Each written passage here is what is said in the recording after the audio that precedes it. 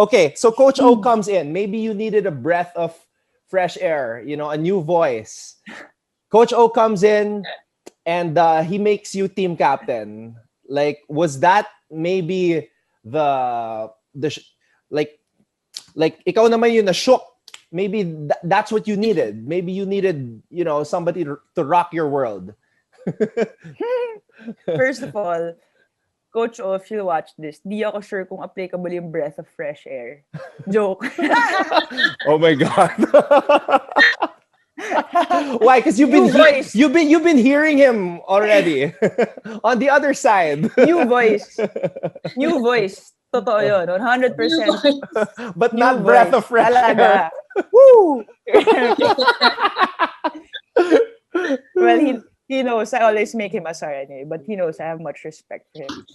But when he made me team captain, when he did that kasi, Coach O naman kasi talaga goes into something and has everything so well thought of. So when he took the job, I'm pretty sure he already had it laid out. Because at the time when he was announced coach of the women's team, I technically wasn't there. I was still playing for NPSL and Photon, and I was still in my. It took a while. I was still in my mindset of, do I want to play my fifth year? But in the back of my head, I knew I did naman. I knew I was. But in my head, I kind of took that break from Ateneo volleyball just to feel the fact that I actually had the option to play my fifth or not. Parang I wanted to just be in control. That was my feeling then. So when he finally called me up, because he was assembling the team, when he finally called me up and said, okay, this is my plan for the team. You're gonna be my team captain along with you as Maddie. And we had pretty much equal shares of the job. Just in a different execution lang. So when he said that, I said, well, this guy clearly already has something in his mind, and it's not just him saying na parang sige, senior sila na. So dun pa lang when he was talking to me, I was like, okay, I think we're in good hands. Because as much as he's just on the other side of the court, we barely get to interact with him because we're stuck in our side of the court. So yun, when he said that, me being me, I was very much up for taking the role. So no problem with me. I think I at the time, I think naman I had the capabilities na of leading the team, and I had the will, at least. That was the more important thing to me. The will to take on the responsibility and take on the extra load on my shoulders to hopefully at that time, hopefully be able to lead them to the goal of what we wanted back then. So yeah, it was for me my pleasure to do it when he asked me. So it takes a while, a long while, for a team to, get used to a system of a new coach, learn yung ideals and philosophy, especially in kay Coach O. Diba? Like coming from Coach tayo na, he doesn't say much. Yeah. You kind of get it. But iba kasi si Yeah. Coach O, he's on a different level when it comes to yung mga ganyan. During this time, you had less than a year to prepare for the UAAP.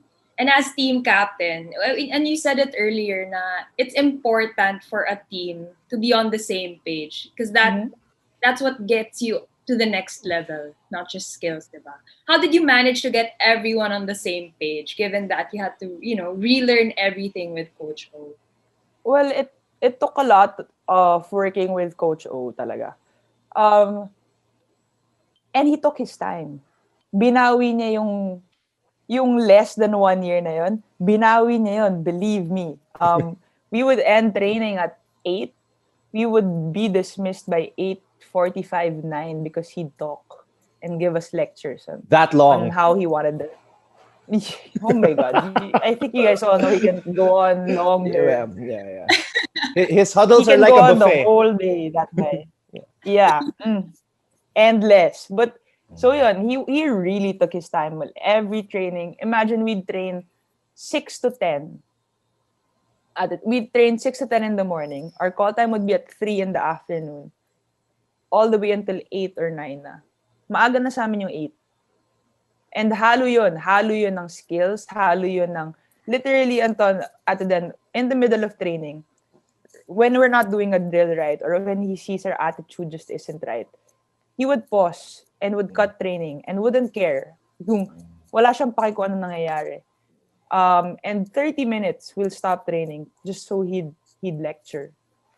So mga ganun talaga yung mga eksenahan namin nun. So it took a lot of that and really absorbing and listening to him. Kasi chinaga niya naman kami, in fairness naman to Coach O, despite the fact that we were complaining. It was so long and so unnecessary, at least for us at the time. But it's how we felt, diba? Kasi ang tagal talaga. It was needed for us to kind of, para mahabol namin yung goal namin. Kasi we were very far. Like, imagine nga, at the time when we started, we were still all in a different headspace. Until, onti-unti namin nakuha yung system niya. And he's a talker eh. So talaga, he would call you at night. He would text you a lot and then just tell you what he wanted from you. But that's the good thing about it. He was able to communicate well and extensively. Your role in the team. So he really wanted something to happen. And he would tell you. He wouldn't just be like, tingnan natin kung gagawin niya. So there are some people like that, diba, na parang, dapat alam niya na yan. No, he would really take the time and say, this is what I wanted to do. And he would make sure that every person, from the second six to the first six, would know their role in the team. So, yun, once you know your role in the team, it becomes smaller and it becomes more doable in your head. That it's a lot easier to group everyone together already. So, it took a lot of communications and a lot of back and forth. And aligning also with my batchmates. At the time, it was me, Kim, Kat, and Maddie. And all four of us, we always had to be on the same page. Walang kontrahan ng isa't isa. Those things, we had to lay that foundation down with the help of Pongay, Jules, and Danny from the lower batches. So, yun, I think it nagkataon din that we were so tired of losing that we really we were willing to do everything and anything and open our heads and our hearts to really admit the fact that we had to do something and we had to change. So yun, it was a collective effort talaga from the whole team and nagkataon din talaga na our want and our will to become a champion again really flowed down to everybody. So that's what we wanted lang kasi talaga to project it. That we wanted it so much more this time. It was more than just, the past years na parang, yeah, I want to be a champion. We were really doing something about it. So yun, I think that was the storyline of that. And very thankful for the team who matured with us to get the goal done.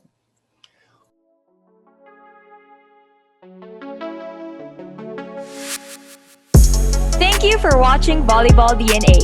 Make sure you hit the subscribe button to get notified for future episodes and interview highlights.